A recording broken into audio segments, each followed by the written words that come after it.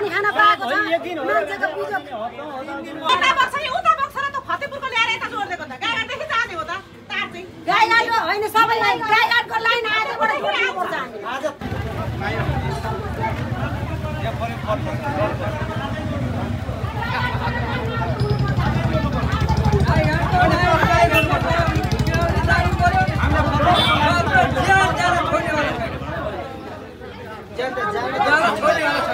line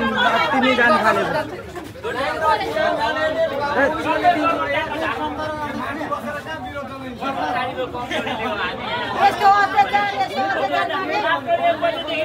बाहिरको पसाइ छ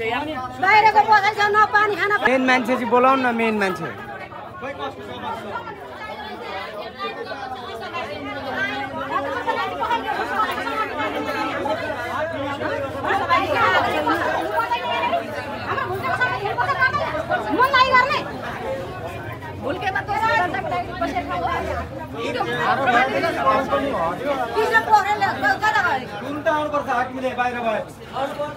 सहमति गर्नुपर्छ के भन्नु चाहनुहुन्छ दाइ तपाईँ म के भन्छु भने लाइन गएको गाईसँग हाम्रो दाइसँग कुरा गर्नु हजुर के भन्नु चाहनुहुन्छ यहाँको लाइनको बारेमा लाइनको बारेमा हामीलाई पहिला गाईघाटको लाइन त गाईघाटकै लाइनको चाहिँ जोडान हुनुपर्छ अहिले तत्काल आजै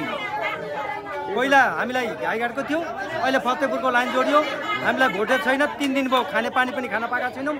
र हामीले बत्ती पनि छैन 3 दिन भयो अँध्याराको अँध्यारामा छौँ हामी प्याकप्याकी भएर चाहिँ रोडमा चाहिँ लम्पसार पर्न बाध्यता भएको छौँ र आज आएको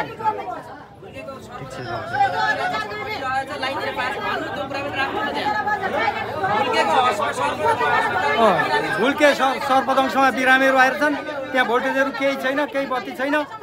सर्पले डसेको एकतामा रोग छ त्यही माथि पनि बत्तीहरू नहुँदा र पानी नहुँदाखेरि झन् रोग थपिएको छ अब हामी केही भन्न चाहँदैनौँ हामीलाई यही गाईघाटबाट जहिले पहिला जे जोडिएको थियो अहिले पनि त्यही गाईघाटको लाइन जोड्नको लागि हामीलाई त्यो मागमा आएका हौँ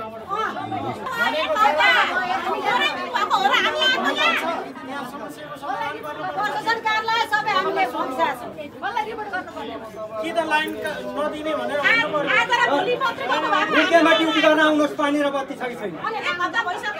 निरीक्षण होइन कि भुल्केमा बासिन्दाहरूलाई छैन निरीक्षण गराउनु